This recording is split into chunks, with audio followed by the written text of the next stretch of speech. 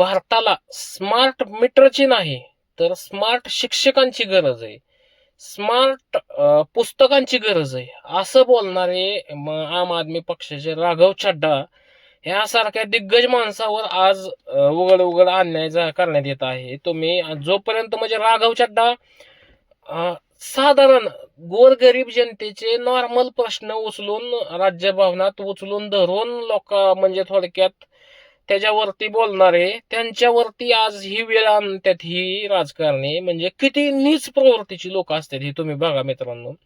यांना ना आता आम आदमी पक्षाचा स्वतः पक्ष चालक काय त्याचं नाव आपला केजरीवालला सुद्धा त्याच्या पक्षामध्ये त्याच्यापेक्षा स्वतःपेक्षा राघव चड्डाचं वजन जास्त वाटायला लागलं. म्हणजे तो माणूस जास्त इम्प्रेसिव्ह वाटायला लागला. बाकीचे सगळे खासदार आमदार आहेत ते त्याच्यापेक्षा सुद्धा राघव चड्डाला जास्त व्हॅल्युएशन द्यायला लागले. म्हणून ह्या माणसाने राघव चड्डाचं उपनेते पद सुद्धा काढून टाकलं आणि आज हा माणूस राजभवनात बोलण्याचा अधिकार त्याचा काढून टाकला. म्हणजे इतकी नीच प्रवृत्तीची लोक आहेत हे.